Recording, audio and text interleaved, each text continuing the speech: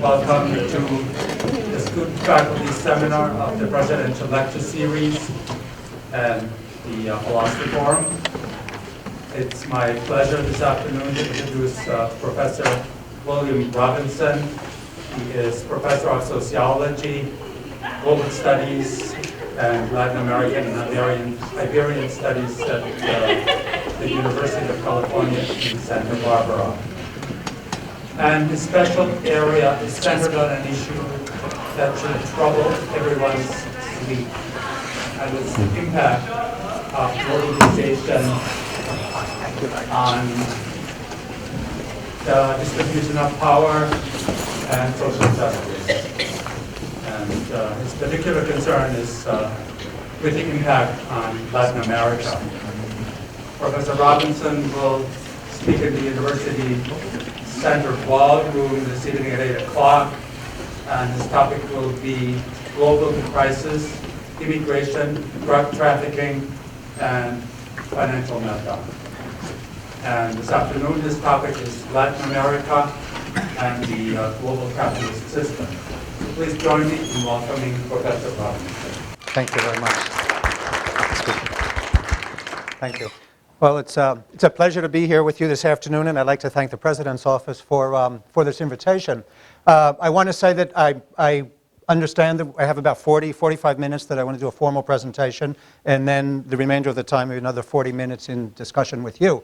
Actually, my preference would be to jump into discussion with you, but I did prepare a formal presentation, which maybe I'll abbreviate a little bit. I want to say as well that this evening I'm going to be making reference again to Latin America, but in the context of the global crisis and also in the context of the relationship with the United States. So be speaking about drug trafficking in Mexico, the drug wars in Mexico in relation to the U.S., and also about immigration in the United States, and which is very much a Latin American issue. But today, what I want to do in this presentation is link two areas of my own research and the work that I've been doing for the past 30 years. And one area is looking at globalization, at this emerging transnational phase of the system that we live in, and really theorizing global capitalism. And the other part of my research has been, for the past 30 years, Latin America. And so what I want to do is synthesize here those two areas in this presentation.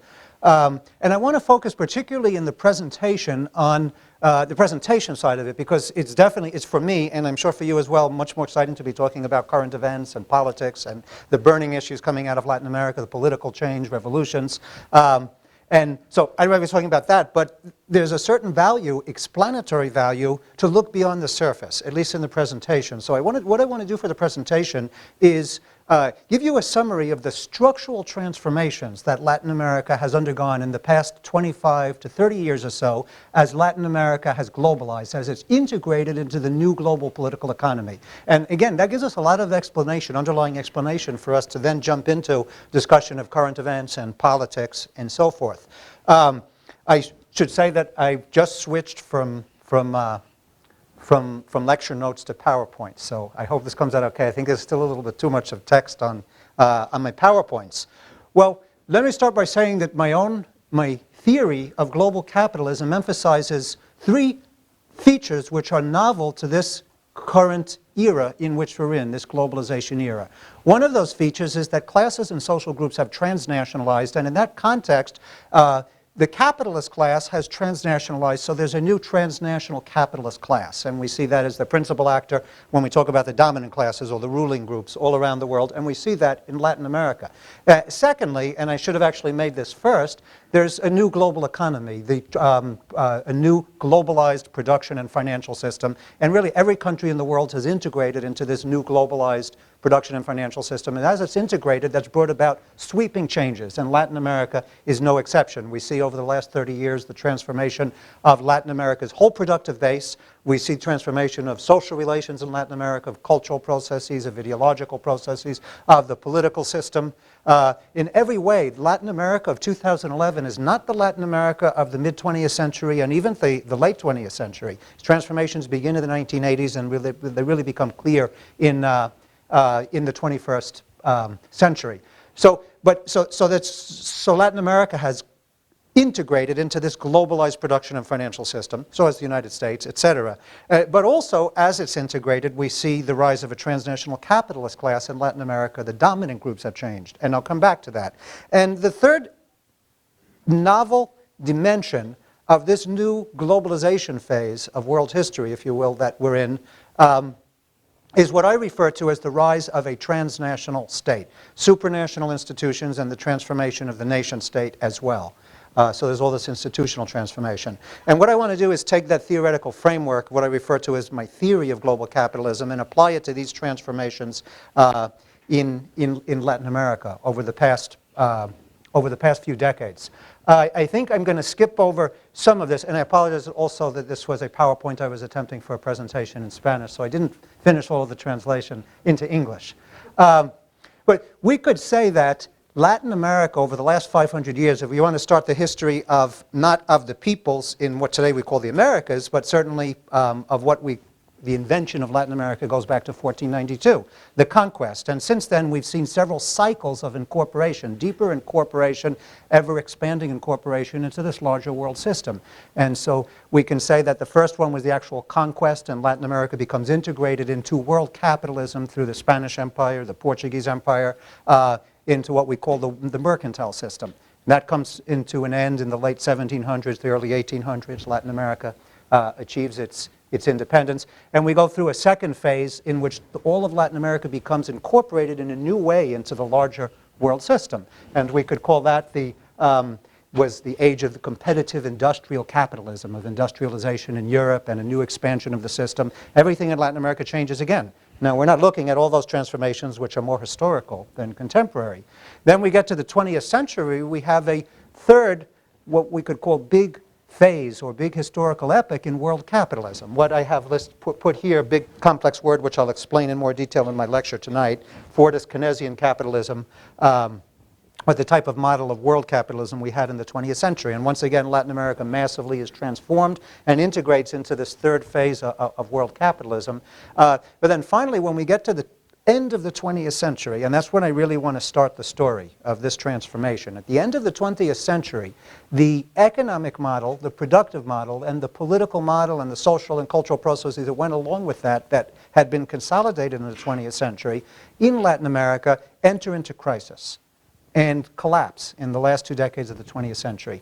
Those of you who are specialists in Latin America or other regions of the developing world, or of the South for that matter, or of studying Latin America, know that this model was based on what was known as import substitution industrialization, attempts at domestic industrialization, and was based on populist political models and attempt to incorporate working classes and peasants and the masses of people. Well, this model, consolidated in Latin America in the 20th century, entered into crisis in the 1970s, the 1980s. That crisis was expressed as the rise of revolutionary movements and massive conflicts in nations throughout Latin America. It was expressed in an incredible debt crisis of the 1980s. Some of you who are studying Latin America might have learned about that. And from the 1980s into the 1990s, Latin America enters a very turbulent period, a period of the collapse of this old model and dispute for what's going to replace this old model. What is the new Latin America under this globalization stage going to look at? So we have this very turbulent period in the 1980s and the 1990s. And really what I'm suggesting is that behind all of that turbulence was a very rough, very conflictive integration of Latin America into the globalization process. Now, the same thing is going on in the United States, of course, and the same thing is going on in Europe, and the same thing is going on in Asia and Africa. But we want to look at Latin America's globalization. So, and I'm going to summarize this. in really broad strokes, what happens is we have the collapse of this old model of import substitution, industrialization, and populism. We have military takeovers throughout Latin America. We have revolutionary movements throughout Latin America. And what's going on structurally underneath this is the dispute among different social forces and different classes over what type of a model will replace the collapsing model of the 20th century. And so there's three big social forces that come onto the scene here. One are the old oligarchies, the old ruling classes, the old elites that had been in power in the 20th century and before then, ever since Latin America's independence from Spain and Portugal. A second social force disputing for what model will be consolidated as we go into the 21st century are working classes, popular sectors, fighting revolutionary wars and anti-dictatorial struggles. And then the third social group that emerges and that a lot of analysts and observers don't quite pick up on, at least in the late 20th century, not the old oligarchy, not the revolutionary and forces in the social movements, but emerging transnationally oriented elites, political elites and economic elites, and emerging transnational capitalists in Latin America. And they dispute also for how this crisis will unravel and what model will replace it. And what I suggest, and what my research has revealed, is that at the end of this very conflictive period of the 1980s and 1990s, these transnationally oriented elite become successful, take state power in just about every country in Latin America, and undertake sweeping capitalist globalization. Same processes have been underway in here in the United States in the past few decades. And so Latin America goes through this, enters into a new model which is consolidated in the 21st century, this globalized model in Latin America. And if I were to say, where are we in 2011? Now I'm going to go back and look at that model. Let me also say that I have lived over a decade in Latin America, and then I've been traveling back and forth since then. But particularly between 2004 and 2007, I spent a good portion of that 3-year period in Latin America researching for a book, my most recent book, Latin American Global Capitalism, and the first part of that book looks at these structural transformations, which I'm now going to go into more detail in. So this is really sort of a summary of what I found. But now what I'm going to suggest to you, and of course the underlying theme of my talk this evening is the global crisis, as seen from a whole world perspective. But what I'm going to suggest to you is that Latin America, far from being removed from this crisis, is at the thick of this crisis.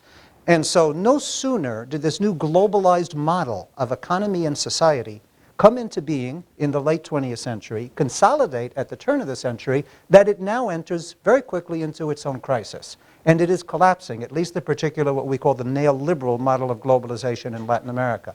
And as we speak, once again, there is a dispute. This neoliberal model is what I would say moribund. It can't continue. It's not continuing. It's collapsing all over. And that's why, if you're following headlines in Latin America, you've seen the shift to the left, and you've seen the rise of a whole new round of conflicts and so forth. Well, that's because this new globalized model is itself very fragile and is once again collapsing. And so if we want to understand current politics, we want to see that this model comes into being and then barely gets off the ground and in itself is really in crisis now. That would be the backdrop to discussion we're going to have later on, that the drug wars in Mexico, massive immigration into the United States, and so forth. So here's what I really want to focus on now. And I'm just curious, for the students, how many of you are taking classes or you're studying Latin America? Okay, a good portion of you. And I assume the faculty in one way or another is familiar with this theme. Well, if you went back 30, 35 years and were studying the political economy of Latin America, you would find something there. And if you went now, you would find a total transformation, an unbelievable, it would be unrecognizable, the political economy, the whole productive base, how people earn their living and what types of activities on a daily basis they're involved in Latin America.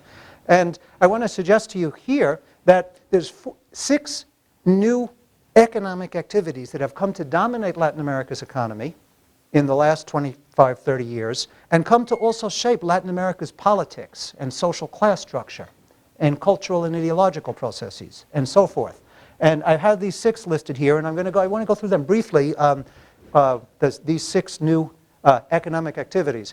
But if you're just now studying Latin America, it might not seem so surprising, but if you just think back a few decades, this is so remarkable how you would never recognize today's Latin American political economy from what it was just 30 years ago.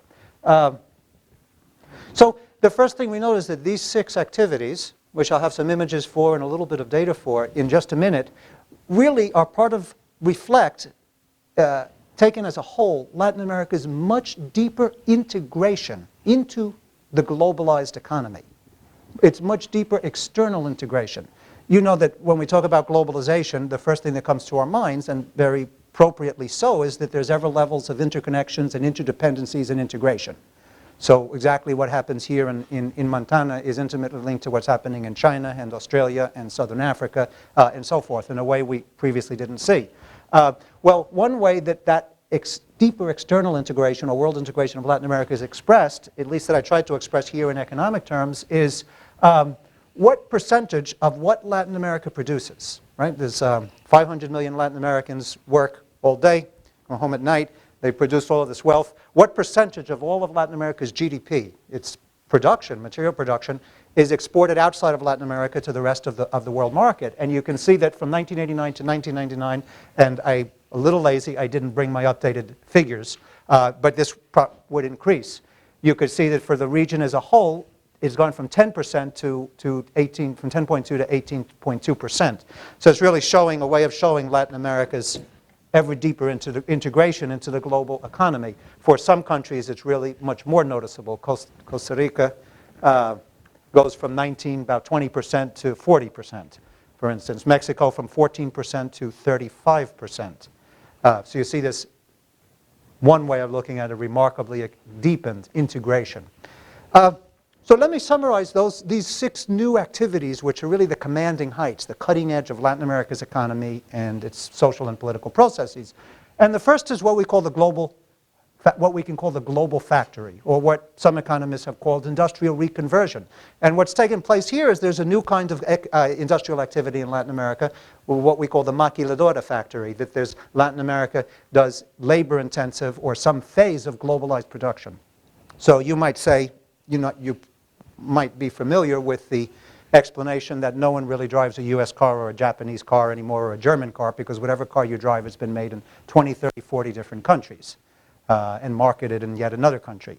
Well, it's the same thing with all of the industrial goods we now consume around the world. And so Latin America's industry, which used to be oriented towards domestic markets and towards the region, has really been integrated as component phases of this globalized industrial production. And a lot of that is cheap labor production. It's labor-intensive phases of globalized production.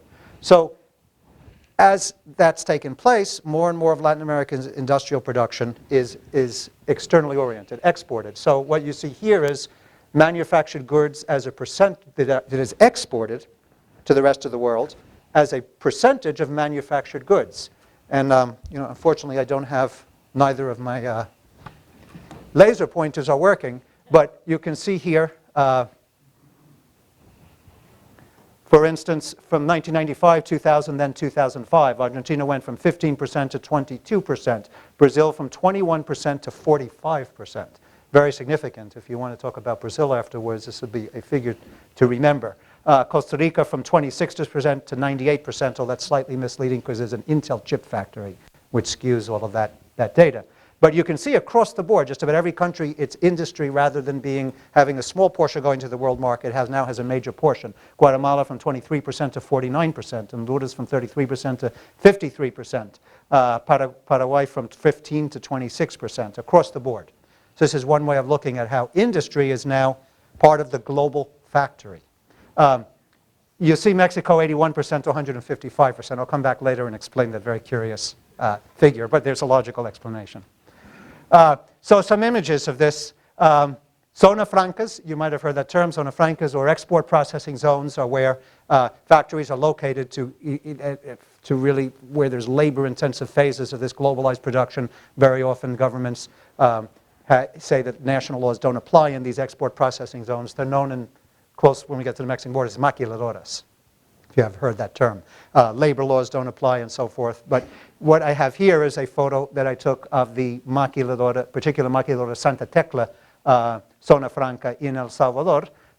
Labor-intensive phases of globalized production sequences. Asia and the greater Caribbean basin are the major sites for this maquiladora production.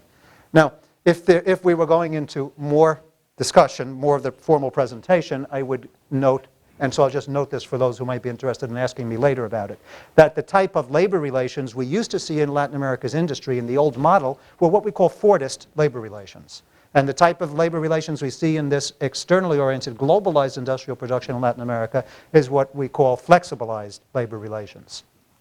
Now, some more maquiladora scenes. Maybe some of you have seen scenes like this. You can see one is, this is, well, go do it like this. This is, that's Argentina. This is Medellin in Colombia. This would be Nicaragua, and this would be Mexico. But what really interests me is that photo there, because remember I was saying that the new ruling classes, the new elites in Latin America, are transnationally oriented elites that have been globalizing their own nation states, globalizing their economies, globalizing their political systems. And so when you see these zona francas or these maquiladoras, the first image you get is transnational corporations from the US or from Europe go and get set up shop. Well, that's not quite accurate. What we're seeing is that they go into a country and they co-invest in these maquiladoras with local Latin American capitalists that are now globalizing themselves.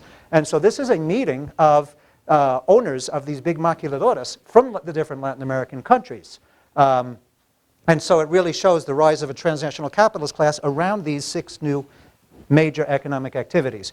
I passed through very quickly some of this, so I won't go into detail, but if you were to look at this in some detail, you would see the remarkable percentage in Central America of the maquiladora industry, which is of capital of local origin. So Costa Rica is 21% Costa Ricans. El Salvador, 65% of the maquiladoras are owned or run by Salvadoran capitalists and investors. 32% in Honduras, 16% in Nicaragua, 43% in Guatemala. So once again, you have the local elites integrating as new capitalists into these globalized economic activities. Mexico is where the maquiladora started. I'll skip over this. Because since then, the main point here is that this type of production has gone from Mexico into Central America and the Caribbean, but from there it's gone into South America, all the way down to Argentina. That's why I included a photo of a maquiladora in Argentina. And so the second big activity is the total transformation of Latin America's agricultural system and the countryside. So pretty much there's no such thing now in Latin America as a national agricultural system. National agricultural systems have become components or segments of a larger globalized agricultural system. If the first economic activity is what we call the global factory, the second one is what we can call the global farm.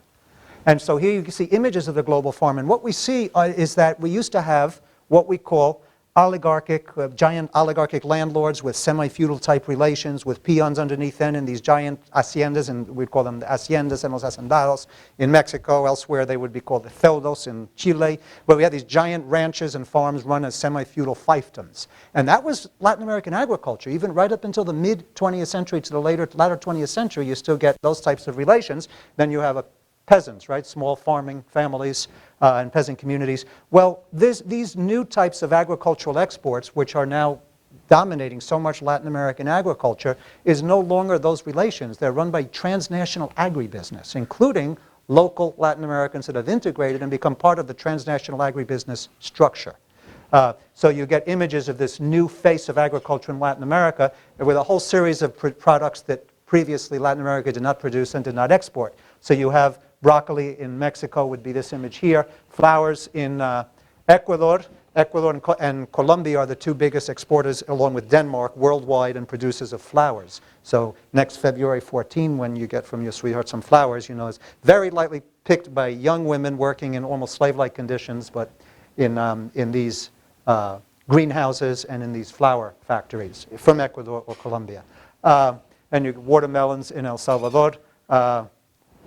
In Chile, grapes processed into wine, but also other fruits in Chile's Central Valley. And here you have African palm trees being planted in Colombia, which will be used for biofuels. before I move on, I want to say one thing about here. Just to give you one example of these unbelievable changes, Chile's Central Valley, you go from Santiago, you're a little bit south, you go into the breadbasket of Chile. Just in the 1970s, to go back just a few decades ago, that was all local. They produced fruits and vegetables and beans and other grains and wheat for domestic consumption.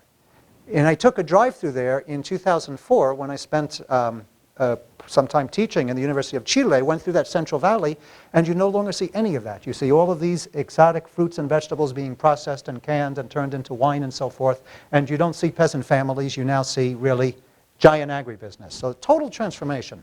Kind of hard if you're not familiar with what you would have imagined it previously to imagine the extent of this transformation. This is soy. King Soy is now in charge of Brazil and Argentina and increasingly Paraguay and into Bolivia. Soy plantations run by transnational corporate agribusiness, such as this one in Argentina, have displaced thousands of small farmers and resulted in uncontrolled ecological degradation. On the other hand, soy is now Argentina and Brazil are the two largest global exporters of soy. Their whole economies are really based, at least certainly Argentina's and to a large extent Brazil's, on soy. These are flowers in Ecuador, the same thing. The valley north of Quito was all small campesino farmers, farming families producing for the domestic market. Now it's all flower production. And so you can see incredible increase in soy production in Argentina and Brazil. And you can see Central America, the tremendous transformation of their agricultural sector. I'm skipping by a lot of this. The third of these 6 new areas that are really the core of Latin America's economy and integration into the larger world system is transnational tourism. Very quickly, some themes and why this would be so important. Well, one is we've had a globalization of infrastructure. And secondly, one of the biggest growing, I don't know since 2008, since the crisis, but up until 2008, which is when I actually finished this study, tourism was one of the fastest growing and boom sectors of the whole global economy. There's the energy sector, there's tourism, there's war making, of course, we won't go into. But tourism, unbelievable increase in global tourism. In part, that's reflecting social polarization. So 20% of humanity under globalization has had more and more disposable income until the 2008. And 80% has experienced downward mobilities. But that 20% takes advantage of globalized infrastructure, revolution in air transportation and ship transportation and all of these possibilities to have the world opened up to them for tourism. That would include most of us here. Most people that go to college in the first or professors in the first world would be in that 20%. But the other thing is just having a globalized economy means that businessmen and women, professionals, international agency representatives have to be moving around the world in much more rapid, much more intense movements of people around the world under globalization, and that requires an infrastructure which we call tourist and leisure, the construction of hotels and world-class restaurants and so forth, and airlines, flights. So all of this has transformed Latin America, and now I think I'll skip all of those other details, other than to say that when we look at Latin America's new globalized tourism, and now I'll go to the images, we also see that local elites and local middle classes and professionals have integrated and are part owners and high-level people who manage the Latin American tourist industry. The reason I keep on emphasizing that there's a new Latin American transnational capitalist class is that those of you, the faculty, those of you who have been studying Latin America for a long time will remember those old debates about dependency and this notion that Latin America is subordinate to outside dominant groups. In part, that might still be true, but in part, some of those debates, in my view, are really outdated because now Latin America's elite is really partners with a transnational capitalist class external to Latin America. That's why I keep on emphasizing that. You can see the international tourist arrivals, receipts. Really the important thing is to look at this last column here. This is the percentage of foreign exchange earnings for different countries that come from tourism. Mexico is 7%, Caribbean 12%, Central America 35%, South America 6%. That's 2004. It would be a little higher, significantly higher now, 12% for all of Latin America. For some countries, it's very high, the dependence on tourism. Dominican Republic, 35%, Cuba, 33%, El Salvador, 25%, Honduras, 40%, and so forth. So you see some images of transnational tourism, the Ruta Maya over here, or the Mayan route, Ruta Inca over here. So again, people from around the world now have the world opened up to them, including Latin America. I put this image here because you see the contrast of wealth and poverty. These are international tourist receipts. You can see how this is a booming worldwide industry. Maybe slows down in 2008. Unbelievable increase. This is Punta Cana in the Dominican Republic. But I want to just say something about this image because this is personally very impacting for me. I lived in Nicaragua in the 1980s. And in the 1980s, I was in Managua. I was in Managua, and if we had a weekend or a Sunday free, we would go down, if we had transportation or on a beat-up old bus down potholed roads, to San Juan del Norte. San Juan del Norte is, well, if you have highways like in the US, it would be about an hour and a half, 2-hour drive. Then it could be 5 hours. But it's on the Pacific coast, going south towards Costa Rica. And so it was very nice beaches. And when you would get there, you have local families their beaches were just public, and you'd stay at a beat-up old pension, you know, not a hostel, but a pension. The best hotel there would be one that might have air conditioning. But nothing like you would expect in global tourism. But moreover, where you would eat is, you would just go to some little restaurant, would be very nice. You'd get a cold beer and you'd get fish caught by local fishermen and just get it on the restaurant, on the sand, not literally on the sand, but going right up to the water's edge. I don't know how many of you have traveled internationally or can imagine the scene I'm trying to describe, but having nothing to do with the global economy, with outside capital or anything. Just this sleepy fishing and at the outskirts farming village. So I went back, and now what you have is 5-star booming hotels up and down the beach. You cannot possibly recognize what it looked like. You have golf courses. You have cruise liners arriving here, and so that the cruise people, cruise tourists come out. And then you see what happened to those fishermen and the local restaurant owners and the local pension owners. Pension is like a small hotel.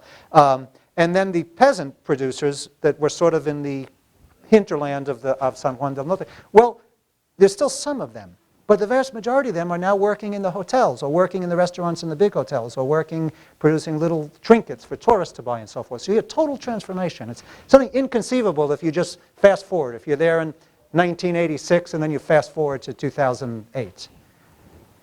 I took this photo in Antigua, north of Guatemala, in the heart of Mayan indigenous highlands in Guatemala. And again, until very recently, you'd go and you wanted to get, authentic Mayan masks or anything that the Mayans made, blankets, all kinds of things that the Mayans have made for thousands of years. Well, now increasingly they're out in the street. The Mayan indigenous are out in the street selling this, and tourists they'll go to these giant bodegas, warehouse-type stores, where these masks are now made in maquiladoras, the term you now know because I mentioned it previously. And the maquiladoras are owned by local Guatemalan investors, and the people working in maquiladoras at mask-making machines are Mayan indigenous. And so you see this little, probably like 10,000, I couldn't even get them all in the photos, masks being mass-produced. So again, part of global tourism and how it's transformed local communities up and down. You see a contrast of poverty and wealth as El Salvador really gets involved in tourism, especially because of its waves and surfing. So I don't know if people from Santa Barbara go there. Students in Santa Barbara love surfing. The fourth big area is services, finances, and transnational commerce. So if we were talking about the global factory, then we were talking about the global farm, we now could talk about the global supermarket, having arrived fully in Latin America, and the entrance of transnational corporate superstores. So in 1990, 10 to 20% of trade, of commerce, of retail commerce in Latin America was in the hands of transnational corporate chains or corporate owned, and the rest, 80 to 90%, was still very local. Was just local mom and pop stores or local national or regional supermarket chains or department stores. You now get to 2000 and it's 60% from just 10 years, 1990 to 2000, 60%. And these involve global supply chains and again in association with local investors. Banking system has been massively privatized. It used to be largely public and globalized. So there's no such thing as a national banking system in Latin America. They're part now of all of the global banks. There's now a massive amount of call centers, data processing centers, so all these globalized services that you may have been hearing about are now very much in Latin America. This is really what I call the Walmartization or mallification of Latin America's commercial sector. It's involved mass displacement of small and medium businesses. There's no time to tell you anecdotes, but there are plenty of them. You can see the increase in services as a percentage of Latin America's employment over from 1950 to the year 2000. And this is what I wanted to show you. The Walmart goes into Mexico in 1991. The first Walmart opens up in association with a big Mexican national chain of Mexican national capitalists who become transnational capitalists. Cifra is was their national Mexican version of Walmart. They fuse together, they merge. And so for 2000, just 9 years after Walmart arrives, it's the biggest enterprise, the biggest commercial enterprise in the country, 710 stores. And that's Costco there, but we're talking about Walmart. More than $13 billion in sales, and it's the biggest employer in the country with 100,000 workers in 2000. 49% of all sales now come from, commercial sales come from, at least in the formal economy, come from Walmart in Mexico. They built it right near the ancient pyramids of Teotihuacan, so it was a big struggle for them not to do that, and the struggle failed. So it says no Walmart in Teotihuacan.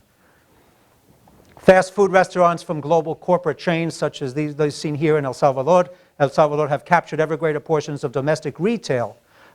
So you don't have McDonald's here, but believe me, it's everywhere. But you can see all of those are these fast food chains. There's a fast food invasion of all of Latin America. So you don't really, I don't know how many of you know what pupusas are. They're sort of the national little plate in El Salvador. That's right in front of the Central American University in El Salvador. And so I used to go there in the 80s, the Central American University, and there was none of this, and there were pupusas all over. Pupusas are, there's tortilla opened up, and in the middle you can have meat, cheese, rice, not rice, beans, and then you put salad on top. That's a national dish. And now there's no pupusas here. You leave the main gates of the Central American University right over here for lunchtime. The only thing you have are these fast foods. So that's all over Latin America. Again, it's the new face, this fourth big aspect of Latin America's economic transformation, globalized commerce.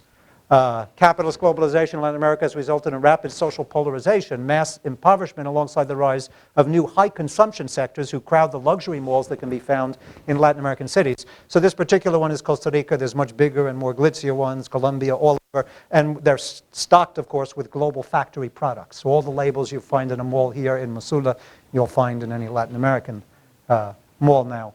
So the fifth of these 6 areas is the export of workers and the import of remittances. So there's been a rise of global labor markets, unprecedented wave of transnational migration in response to the global crisis, comparable to wars. The amount of transnational migration now and displacement and movement of people across borders is what you would normally see only in wartime.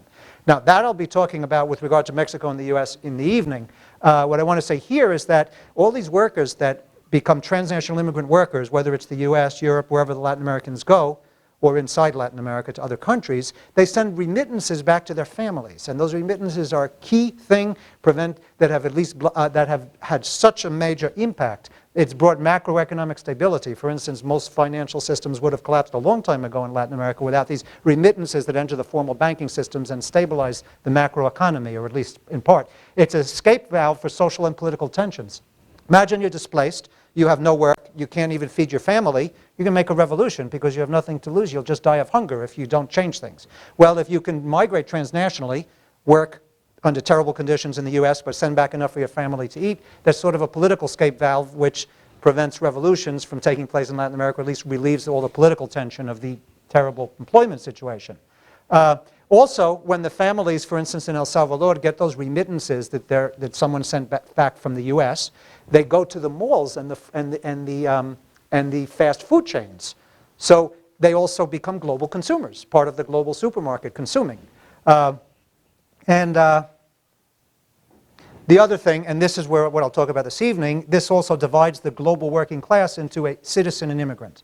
Workers around the world are either citizen workers or immigrant workers, and so it's a new axis worldwide of inequality between citizen workers and immigrant workers. This is incredible, the data here. This is the amount of remittances going from different countries to 2005, and it's increased tremendously until 2008. But even Argentina, look at Argentina, had no remittances in 1990. Now it has $6.5 billion in remittances in 2005, Argentine transnational immigrant workers. Some countries you can see, but this is really more important. The percentage of exports. For some countries, the remittances are more than all of the exports. For Haiti, remittances are 224% of exports. Jamaica, 104%. Nicaragua, 55%. Bolivia, 33%. Dominican Republic, 45%. So whole countries are dependent for their economies to not totally collapse on these remittances. This is a percentage of GDP. That's almost unfathomable to try and understand that Guyana, for example, 34% of the GDP is remittances. Haiti, Honduras, 21%. Nicaragua, 16%. Bolivia, 8%. So this has sparked a transnational immigrant rights movement worldwide, which I'll talk about briefly this evening. And this is a picture I took in the March for Immigrant Rights, May 1st March in 2007. In Los Angeles, and the transnational immigrant rights movement is at the cutting edge of popular struggles for social justice in the Americas. Latina immigrants seen here demanding legalization of their status in Los Angeles. Interesting, you see different flags, the US flag, Mexican flag, Salvadoran flag, Honduran flag. So you see the different immigrant communities with their flags along with the US flag. Then finally, this was the sixth and final category, is that there's been traditionally, Latin America has produced raw materials for the world market, whether it's raw agricultural goods, exporting sugar and beef to the world market, or raw minerals. Originally, Latin America is conquered because of its gold and silver that it's mining.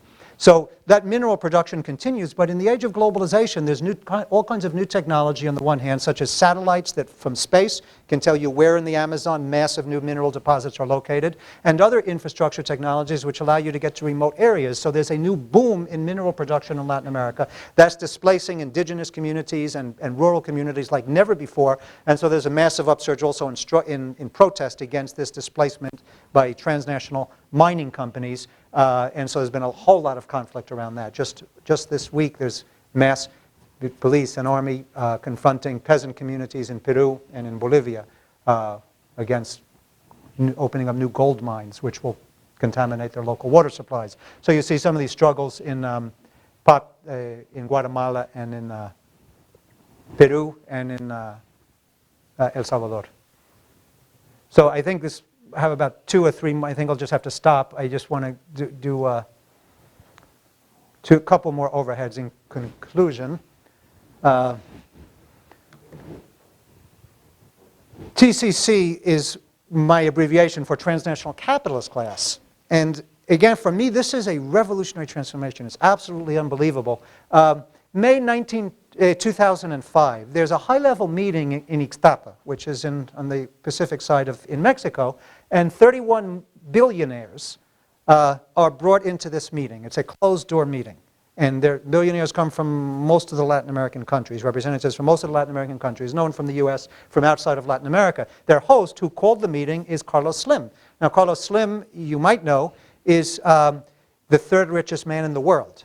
He has like $40 or $50 billion. Ahead of him is Bill Gates and Warren Buffett. At one point, he was in first place, so they constantly switch places.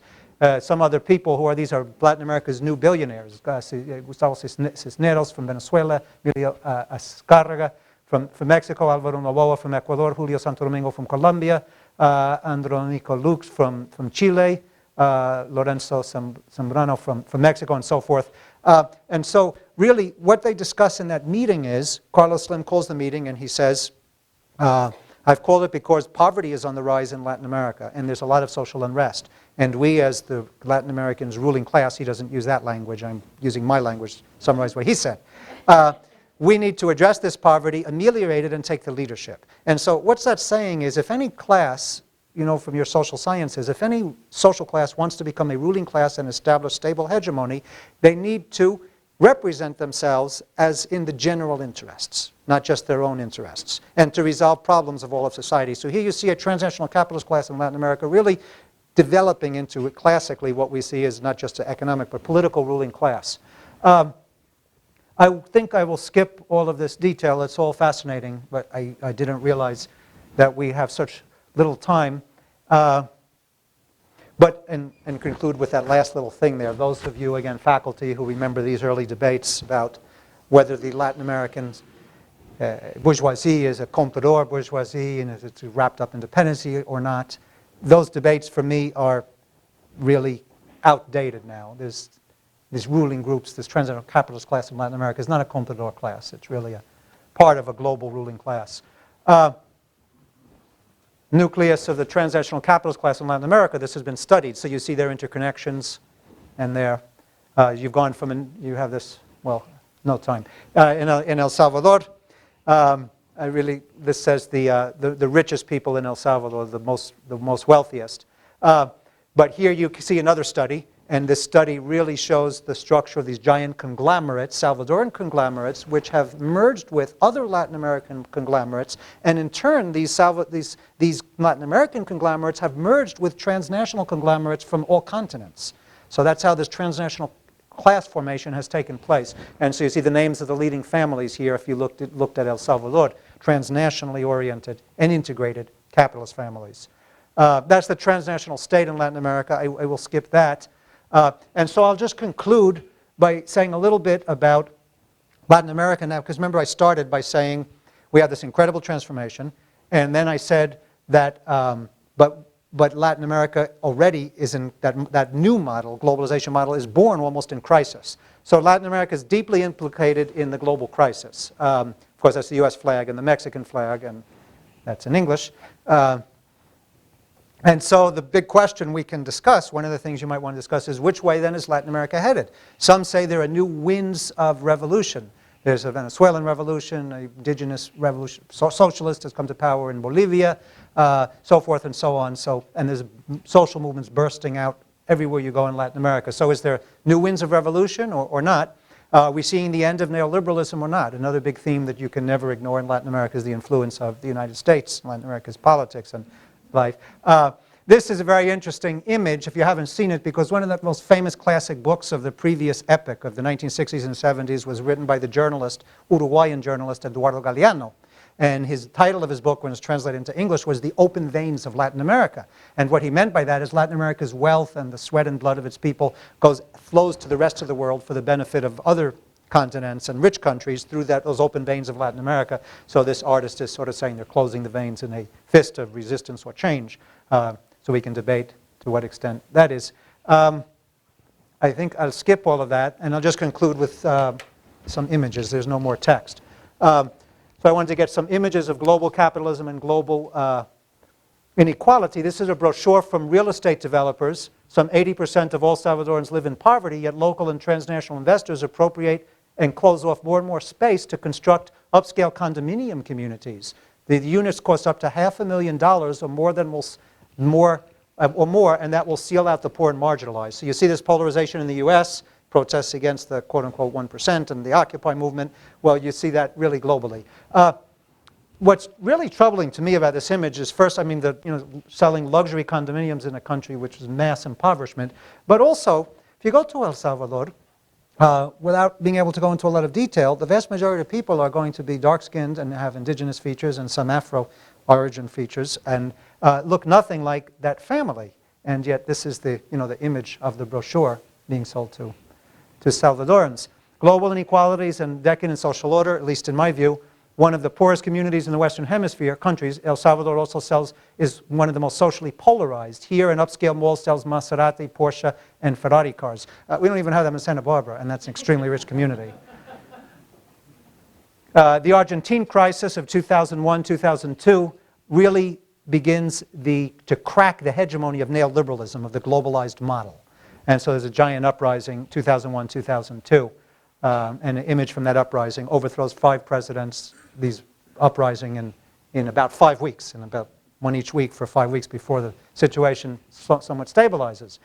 This image sort of captures the idea that the Latin American states now face crises of legitimacy. Well, so are states all around the world now in 2011, a theme for this evening. But that says, death to bad government, sort of reflecting the image. This is from Oaxaca in Mexico, reflecting the image of the crisis of legitimacy of the states. This is, in my view, and we can discuss this, Colombia and possibly Mexico is really an image of what I call 21st century fascism, which is threatening to emerge in some places in the world, including Latin America.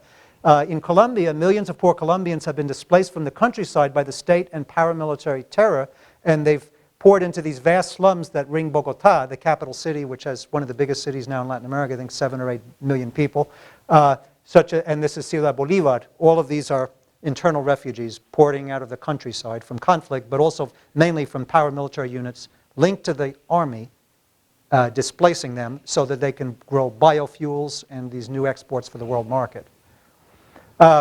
Convention of the Farabundo Martín National Liberation Front in El Salvador, that's now the governing party in El Salvador. This was 11 November 2007 in Cuscatlán Stadium in San Salvador, the capital, to elect candidates for national elections. The left has experienced a political comeback in Latin America.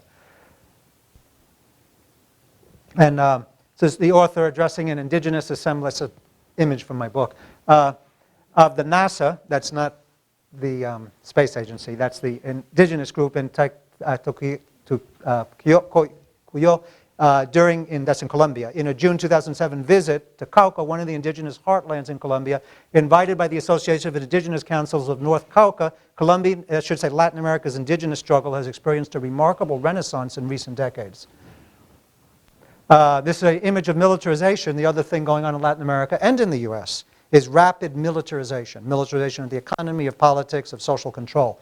So you see, this is in Chiapas, Mexico, that says you said in English? Drug trafficking has given a pretext for the rapid militarization of Mexico, and militarization is used to repress social movements. There is almost no drug trafficking in Chiapas. That hasn't entered in Chiapas. If you look at a map, and the only state, really, a little bit of the Yucatan, but mainly Chiapas, there's no drug trafficking, and yet it's the most militarized state under the pretext of drug trafficking. This says Women's Textile Cooperative in Caracas, capital of Venezuela. Fabricio Ojeda, Endogenous Development Nucleus in the poor Caracas neighborhood of Sucre, part of their strategy of endogenous development, localized, inward-oriented, integrative economic activity by self-organized communities. This cooperative has some 200 members, they're all women, who manage the enterprise collectively and distribute earnings in accordance with the amount each member works. So it looks like a maquiladora, except there's no transnational corporate boss like those other images. The women set their own standards and salaries and so forth. And that's the end of the slideshow. So we have about a half hour.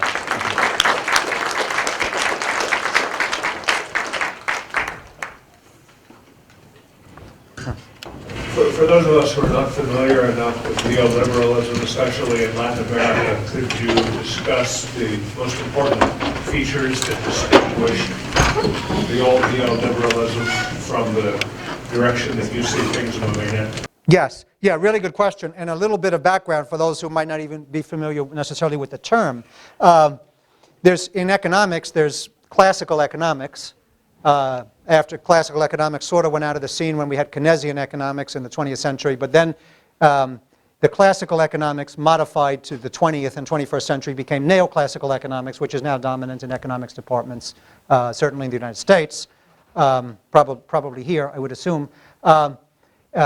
Actually, in this very building. So neoclassical economics is sort of the theoretical academic foundations for the neoliberal economic model in the real policy world. And so the term liberalism, which don't confuse that with liberals and conservatives or Democrats, it's not that, it's not a political term. Liberalism as in political economy means an economic system in which there are no restrictions to the free movement of goods. And so Great Britain, when it was the world's economic power and was really the trading king of the world in the going into the 1800s, 17 to the 1800s, should really impose liberalism as an economic doctrine on the rest of the world, meaning that the whole world should have free trade in goods, not in capital or in people, because that comes in the 21st century. So that was classical liberalism. Neoliberalism is once again an economic policies that the governments are supposed to implement and have implemented all over the world, in which you once again have free trade in goods, but not just goods now, capital and intermediate goods and so forth. So you take down all restrictions to the movement of capital and goods across national borders. You privatize what were public sectors. whether it's health systems and educational systems, but also public utilities or public production units. Privatize it all, take down any tariffs or any protectionism so you have free trade, and you take down any restrictions on foreign investment, and you then have a lot of social austerity also, and that whole package of measures and transformations is neoliberalism. And so that sweeps Latin America, the 80s and 90s, big struggles around that. 21st century, that's still the dominant model, neoliberalism, but it's severely in crisis. What I'm suggesting is really moribund. The struggle now is what type of model will replace neoliberalism. Does that address the question? All right. How does the transnational capitalist class That's right. Fit into that? fit into in relation? This is their economic policies. If you're a transnational capitalist, you want to be able to move your capital anywhere around the world with no state restrictions, no national border restrictions, nothing impeding your movement of capital all around the world. So they are neoliberals. Absolutely. And the question is whether they will prevail.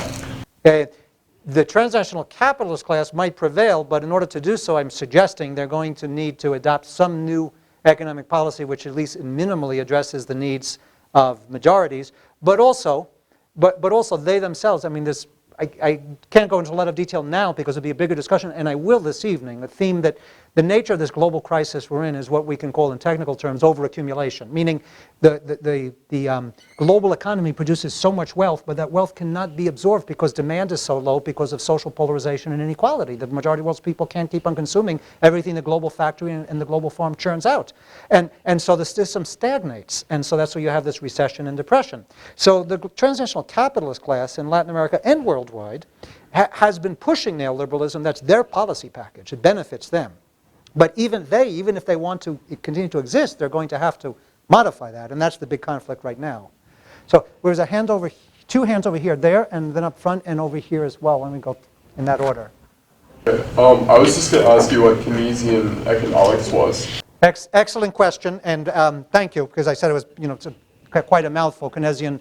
Fordism or Keynesianism. It comes from John Keynes. John Keynes is a British economist, famous British economist. He's writing in the 1920s, 30s, and 40s. The most important work comes out in the 1940s. And he's witnessing the Great Depression, of the worldwide depression of the 1930s. And he analyzes that there's a contradiction in capitalism. And the contradiction is that the system does not produce enough demand, meaning pretty much what I was just saying a few minutes ago, that it produces all of this wealth, but not enough consumer power to purchase that wealth. And if I have a factory and I'm producing whatever it is, computers, but I can only sell half of them because the other half can't be sold because no one has income to buy it, I have to close down the factory and I enter into crisis. I'm in crisis, the workers are in crisis. So he analyzed that that's the basic contradiction in capitalism, and so to resolve that, the state has to intervene in the economy and boost demand. You do that many different ways. You can set a minimum wage.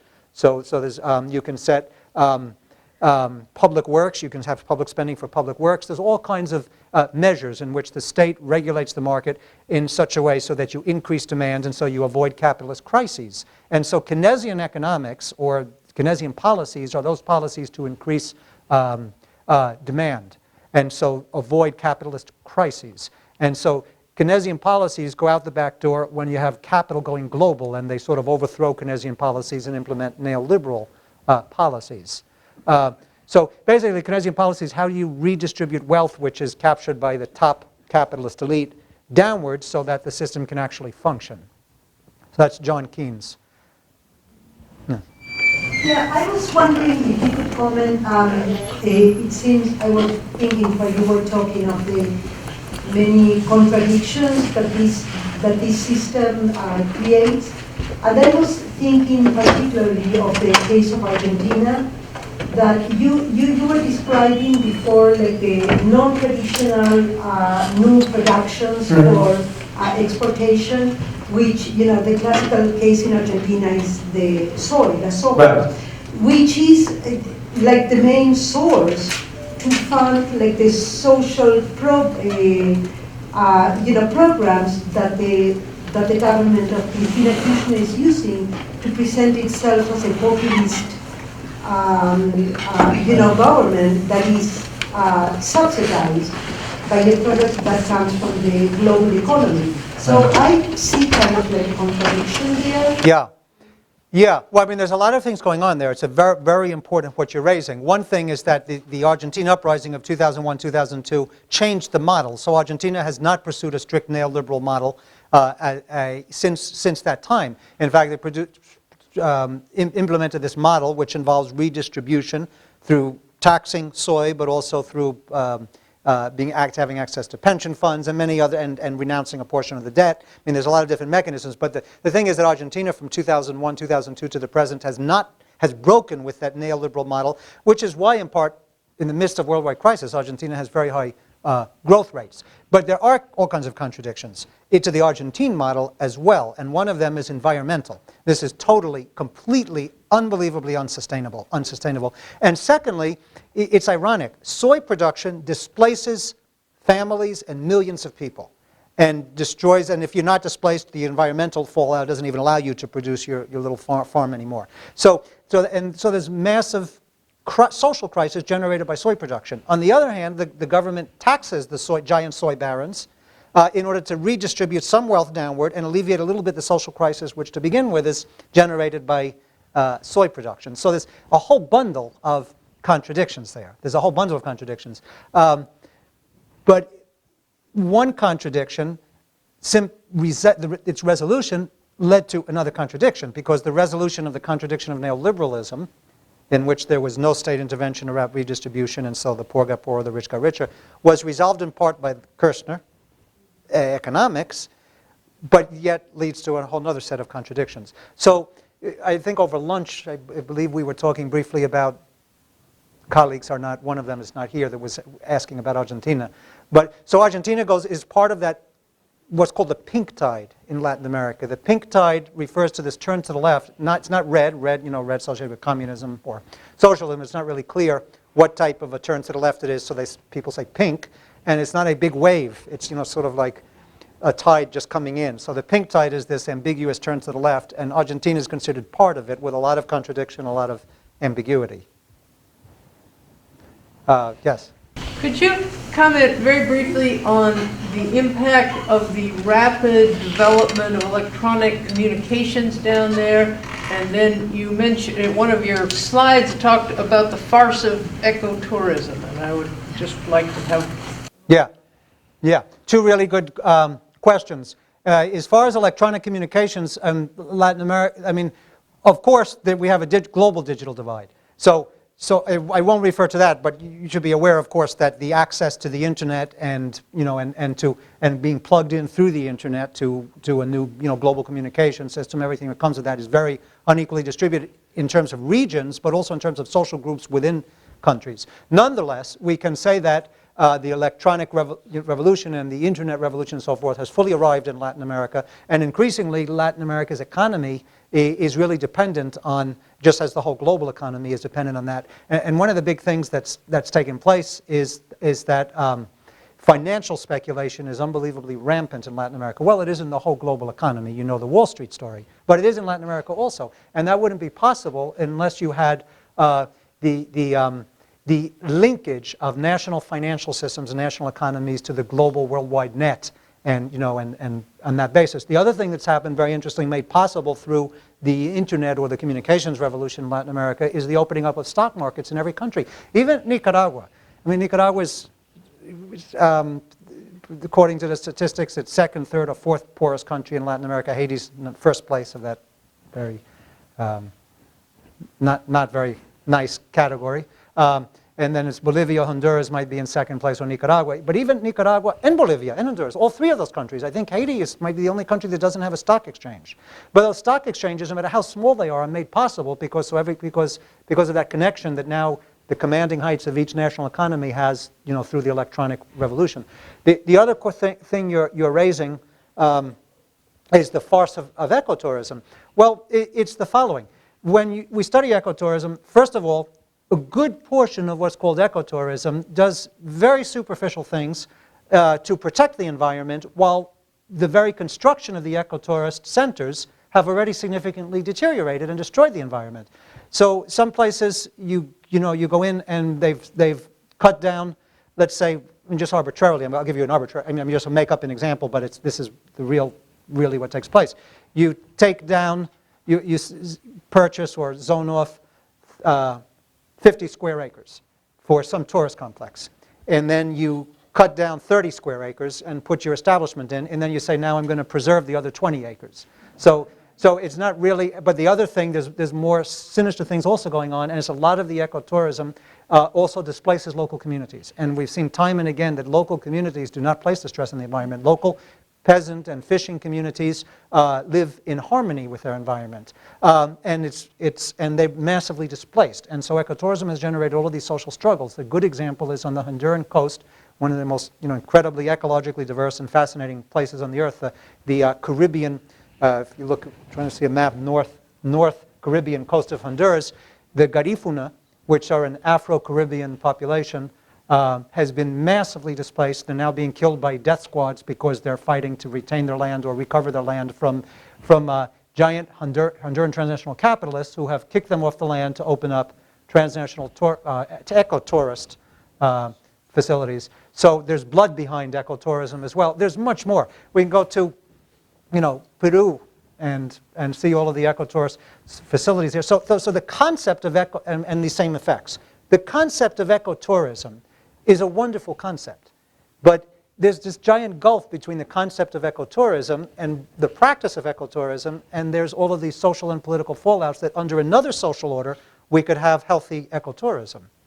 So there's been a lot written on it, but one particular one in Central America, an early one, which had a big impact on me getting changing my views on it. It's written by Martha Honey. I don't remember the name of it. Martha Honey, who's U.S. citizen, has lived most of her life and still does in San Jose, Costa Rica. Yes. Just, you talked about Argentina in terms of pink. Maybe a little pinker is probably Bolivia and Ecuador. Do you see models there that may evolve into some replacement for the neoliberal? Or, I mean, Ecuador recently threw out the International Monetary Fund, which is probably progress. And do you see those models growing enough to provide an alternative for Latin America or for the rest of us?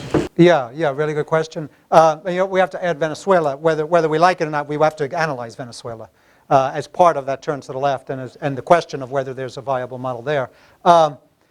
I think before we get to an economic model, let me just say something about the political strategy of poor people and their movements and the relationship of those poor people and their movements to the state and to the political process, because that's a really important issue, and we see that issue at play in different dynamics of it in Bolivia, Ecuador, and Venezuela.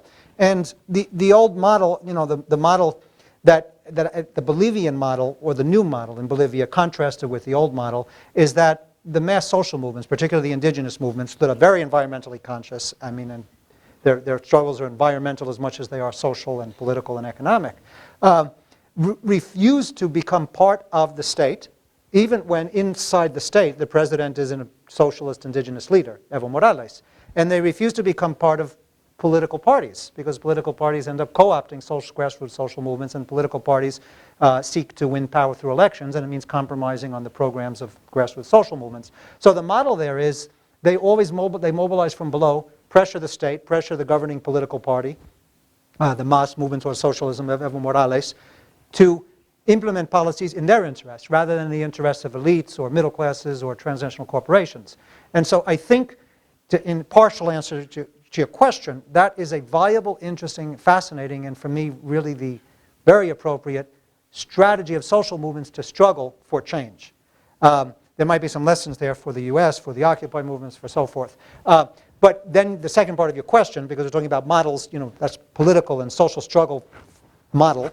But the other part is what type of an economic model, and there's very curious, interesting things going on in Ecuador and Bolivia, and contradictions, and I don't have the answer to them at all. But you get Rafael Correa, the president of Ecuador, saying he's a socialist, and you get Evo Morales, president of Bolivia, saying he's socialist.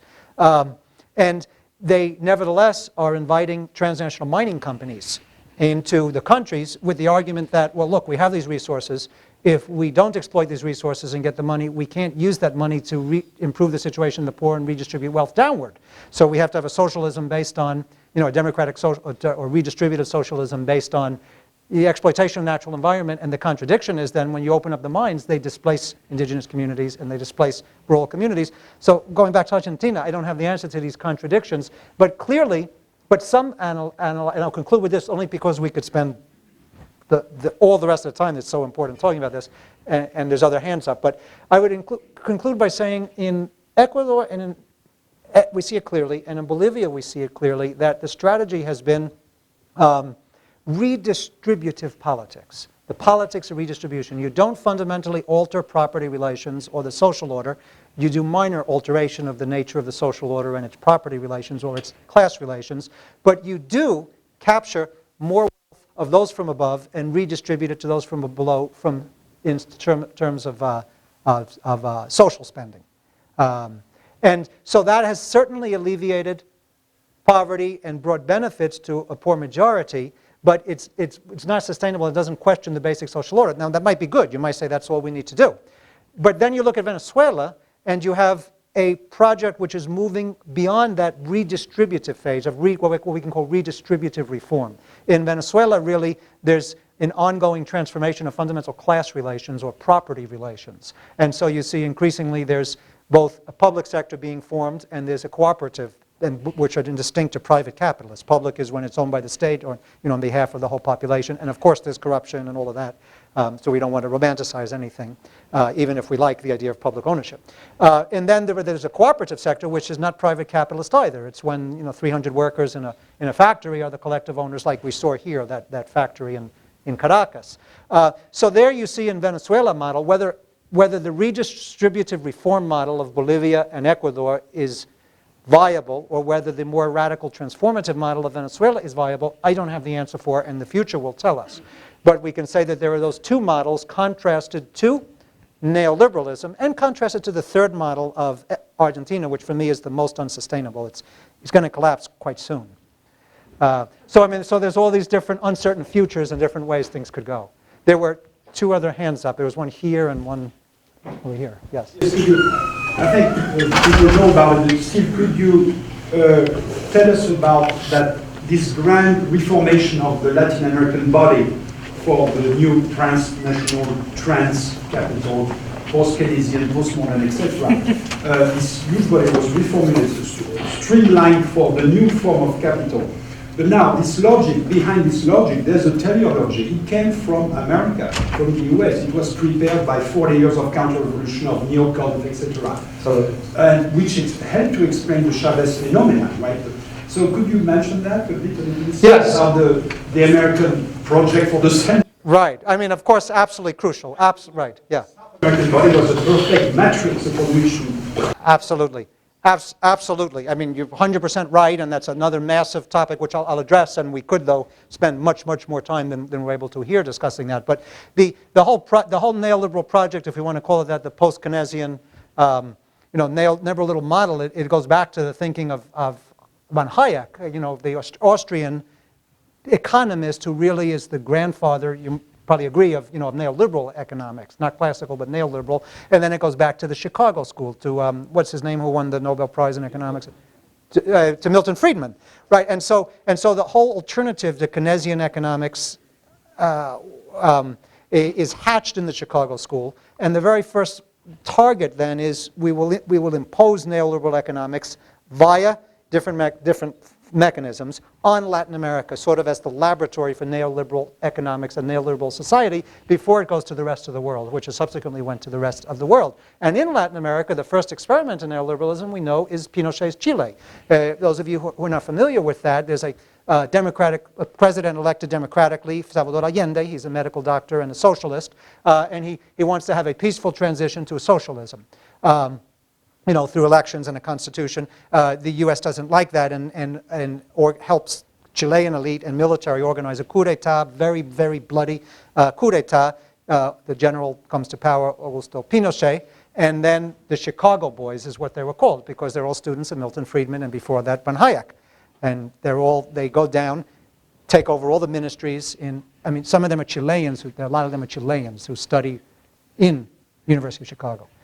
So they're called Chicago boys, but they're Chileans. Go back and take over the finance ministry, the economics ministry, all these key ministries, and they have the first experiment in neoliberalism. And from there, later on, it's imposed on Latin America through the debt crisis of the 70s. Latin American countries have so much debt, they can't pay it back. They go to the IMF and the World Bank and say, help us out, or otherwise we'll go bankrupt. The IMF and World Bank say, okay, here's your loan, but in exchange, you have to implement neoliberalism, austerity and liberalization and privatization. And of course, that's come home to roost in the United States as well now. But you're absolutely right in the short response to your observation that the whole model is that originally exported or imposed on Latin America from outside. But here's the key thing, and here's where my analysis doesn't break with that, but it goes beyond it. Because then the image there is that Latin America is a victim of these outside forces. But inside Latin America, there are 2 or 3 different groups that are promoting it from within because it's in their own class and social interests. There's the transnationally oriented Latin American elite who also push neoliberalism because it allows them to prosper, to integrate into the global economy as a new ruling group. Secondly, there's new middle and professional classes, and they find a niche in the new globalized economy, and they have incomes, and they can go to malls, and they can have cell phones, and they have the internet, and they can enjoy transnational tourism. So there's a social base also inside Latin America. So it's a mistake to just say it's, the eagle there is just, that is true, okay. But there's also inside, there's, there's indigenous forces in Latin America that make it that project. Sorry? Miami in Florida is the capital of transnational elite in South America. It's the gateway between South America and then the rest of the global economy. Yeah, but increasingly, even though that's true, increasingly there's other gateways too, such as São Paulo and such as Buenos Aires and Mexico City, and there's Pacific gateways, which so there's all of this increasing. But yeah, Miami was originally and still is probably the key gateway between the global economy and Latin America. But there was a hand up in front row, or I guess not. Yes. Worldwide, we're now seeing more and more displaced persons going to the cities. We've reached the point where more than half of the people on the earth are in cities, which is also happening in South America. Could you comment on how that fits into your Absolutely. Well, one thing, South America is extremely urbanized. In Mexico, 80% lives in cities. 80%. So if worldwide, and some of you might be familiar with, I imagine you are, with Mike Davis's really great book, Planet of Slums, in which he points out that in, I think, 2007, 2008, for the first time, the majority of the world's population lives in cities. In Latin America, it's been since way before then, and it's, like I said, Mexico is 80%. So that's an integral part of the story. The peasantry, a social class living in the countryside really is a dying class in Latin America. What people call peasants or farmers are very often, they're either semi-proletarianized, meaning they do a little farming but they're more workers, or they're basically rural working class. But the thing is that the penetration of global capitalism into the Latin American countryside has displaced millions. And so those millions migrate to cities or they become transnational immigrants. When they migrate to cities in Latin America, that's where you have the incredibly burgeoning informal economy. And you have the massive slums that ring city centers and so forth. So you have social crisis there. You have this whole new analysis we need to make that Mike Davis attempts to take up of this new urban informal economy and so forth. And then you have the origins. This story is also part of the origins of transnational migration and brings us to the discussion of 12 million undocumented, 11 million in the United States, and so forth. So there's a massive story to tell there. It's all, I would say that that story is part of this story of global capitalism and its penetration in Latin America. There's a hand up here and a hand up here. And then all the way in the back. But yeah, go ahead, sir. One of the things that died in Latin America in the 1980s was Keynesianism. There was a belief that you could spend your way and create money to create the demand that you're talking about to promote growth. And that model failed. It was replaced by a model that put more emphasis on a macro policy model on fiscal stability and monetary stability. And that's a model that we see, or a problem that we see playing out in Europe between Southern Europe and Northern Europe, where in Southern Europe they pursue basically a Keynesian type model, whereas in Northern Europe they produced a more disciplined fiscal and monetary. It seems to me that what's at risk today in, well, say Venezuela and Argentina is that they've given up on this post-Keynesian macro model. That you see big deficits, you see a lot of money creation, we're seeing the emergence of inflation. in those, particularly in Argentina and also Venezuela. Right, but what I would say, you're right about that, which is why I was saying that the post-Keynesian model, or the post-neoliberal models, have their own internal contradictions, which is what I was saying. But here's the thing: you wanted to follow up? I'll make a distinction between the neoliberal model, which is more of a microstructural model, and the macro model. Keynesianism is a macro model. The alternative of fiscal stability and monetary stability is a macro model. They are interrelated, but they're separate. Mm-hmm. Okay. Yeah, I'm not sure how I see the thinking that neoliberalism is a micro model, but then I won't use the term neoliberalism because I don't need to. I think to make the point. I mean, I think what we want to see is that achieving macroeconomic stability might be a worthy goal, and it might have brought some benefit, but it also generated all kinds of social and political contradictions. It came at the expense of incredible social polarization. It came at the expense at a worldwide level of the rich getting richer and the poor getting poorer, which generates social crises and political crises. It's what brought us to the crisis now. Moreover, when you have the type of complete freedom given to money involved in the, you don't want to call it neoliberal model, but involved in that macro post-Keynesian model, what takes over, because you have nothing boosting demand, and so you have a movement from the productive economy to the speculative economy. And so it's a model which really facilitates this unbelievable financialization of the global economy, and with it, incredible financial speculation and the incredible volatility and the incredible instability which comes from really, to use my terms, transnational finance capital being in charge and the dominant force in the global economy, unrestrained by governments, and so again, you want to ask, macroeconomic stability for what purpose and in whose interests? And so when you ask that question, then you see the whole series of contradictions to that model.